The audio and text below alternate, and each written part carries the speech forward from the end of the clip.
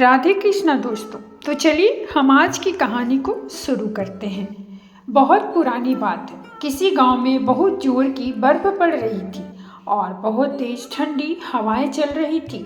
ऐसे मौसम में एक बूढ़ा आदमी उस गांव में आया। उसके शरीर पर पूरे कपड़े नहीं थे और वह ठंड से थर थर काँप भी रहा था।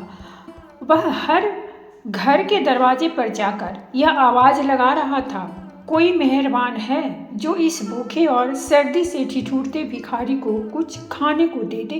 पर सभी दरवाजे बंद थे, सभी खिड़कियां बंद थी। कोई भी उस बूढ़े की पुकार नहीं सुन रहा था। चलते चलते अंत में वह एक बहुत बड़े घर के सामने रुक गया और उस घर का दरवाज़ा खटखटाकर आवाज़ लगाई, मेरे ऊपर दया करो, मैं ठंड से सिकुड़ रहा हूँ और बहुत भूखा भी हूँ। दरवाज़ा खुला और उसमें से एक स्त्री ने झांका। वह स्त्री खूब गर्म कपड़े पहने हुए थी।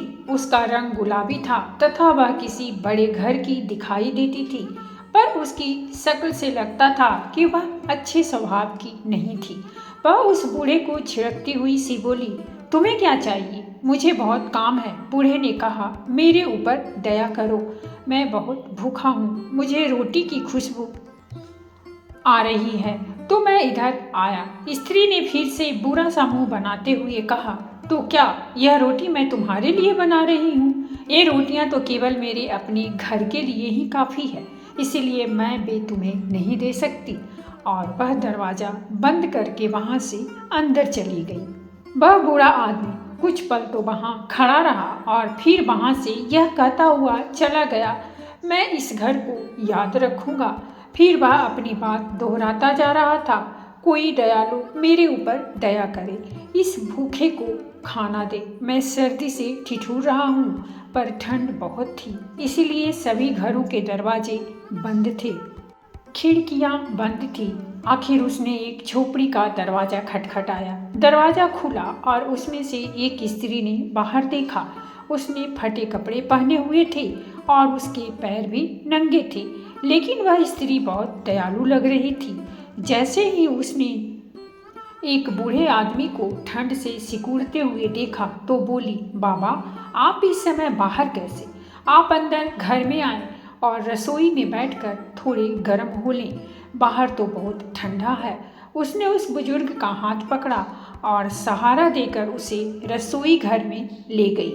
वहीं उसके 3 बच्चे रात का खाना खाने के लिए मेज पर बैठे हुए थे। उसने बच्चों से कहा, बच्चों बुजुर्ग को बैठने के लिए एक कुर्सी दो। उसके तीनों बच्चे तुरंत उठे और एक कुर्सी लाकर आग के पास रख दी। वह बूढ़ा आदमी उस कुर्सी पर बैठ गया और अपने हाथ पांव गर्म करने लगा। फिर बोला, मैं बहुत भूखा हूँ, मुझे रोटी की खुशबू आई तो मैं इधर चला आया।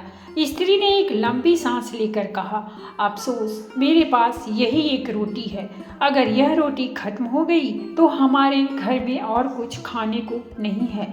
बूढ़े आदमी ने फिर कहा, मैं बहुत भूखा हूँ, मैंने कल रात भी खाना नहीं खाया और न सुबह नाश्ता किया। वह स्त्री जोर से अपने बच्चों से बोली, बच्चों तुम लोग सुन रहे हो, ये हमसे भी ज़्यादा भूखे हैं। हम लोगों ने कम से कम एक रोटी का एक टुकड़ा सुबह नाश्ते में तो खाया था, परंतु इस बेचारे ने तो कल रात से कुछ भी नहीं खाया। क्या मैं इन्हें यह रोटी दे दूं? माँ की यह बात सुनकर बच्चों की आंखों में आंसू आ गए, क्योंकि उन्होंने नाश्ते के बाद से कुछ नहीं खाया था और रोटी को उस बुजुर्ग अजनबी को देने के बाद उनके पास खाने के लिए कुछ भी नहीं बचता। परंतु तीनों बच्चों ने एक साथ कहा, माँ यह रोटी तो इनको मिलनी ही चाहिए, क्योंकि ये हमसे ज़्यादा भूखे हैं। माँ ने वह एक रोटी बुजुर्ग के सामने रख दी, यानी कि परोस दी। वह बूढ़ा आदमी बहुत भूखा था, सो उसने वह रोटी तुरंत ही खा ली।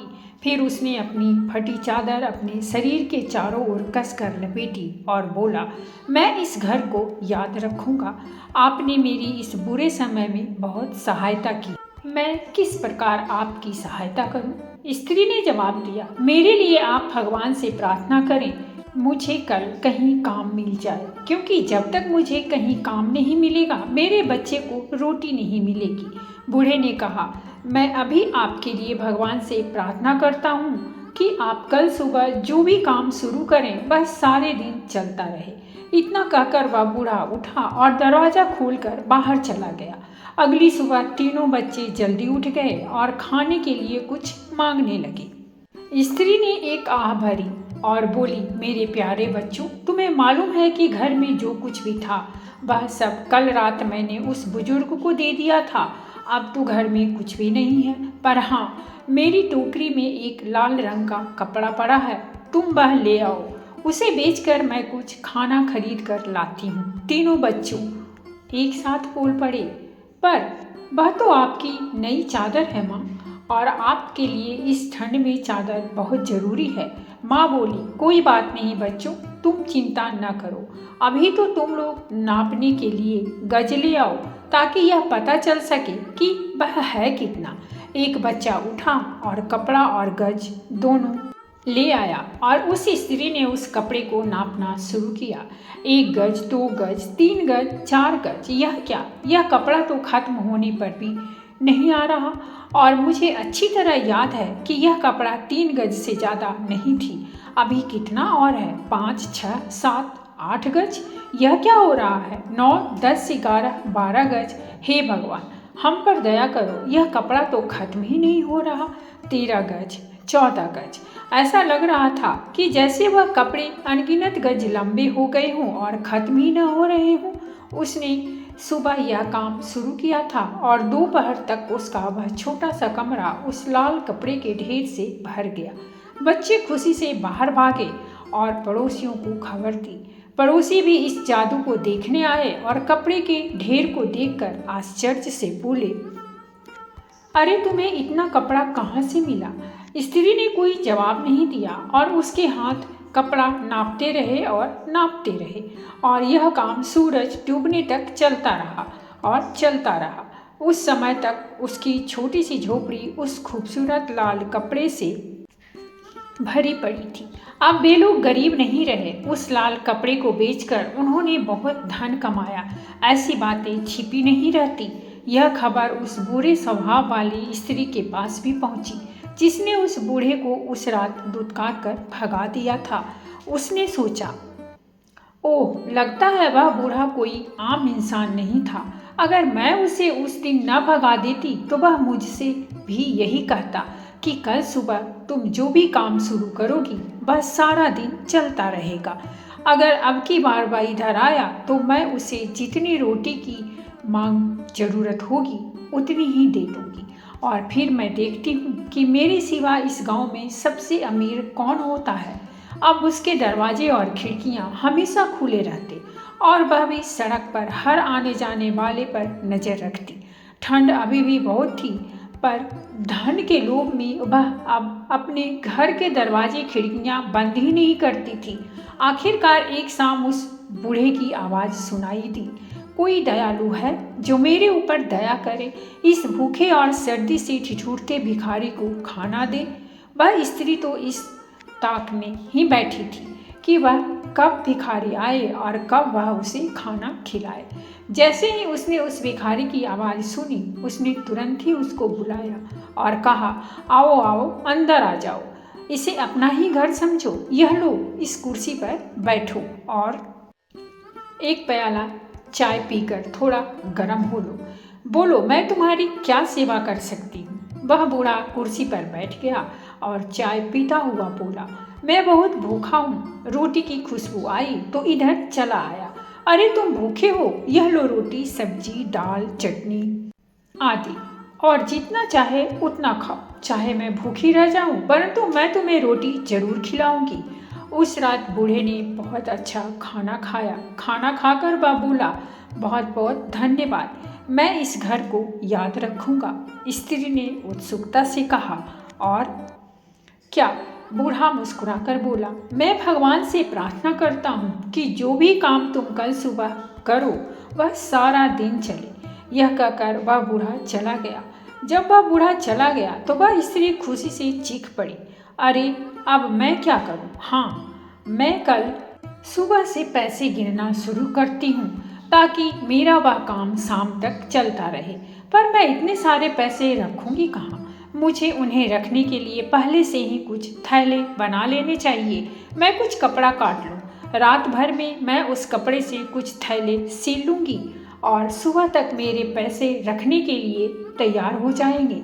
उसने एक कैंची ली और कुछ कपड़ा पास में रख लिया और थैले बनाने लगी। वह रात भर इसी काम में लगी रही। पहले वह थैले का कपड़ा काटती और फिर उसे सिलती। यह सब करते करते कब सुबह हो गई उसे पता ही नहीं चला। एकाएक उसे लगा कि उसकी कैंची तो रुक ही नहीं रही थी।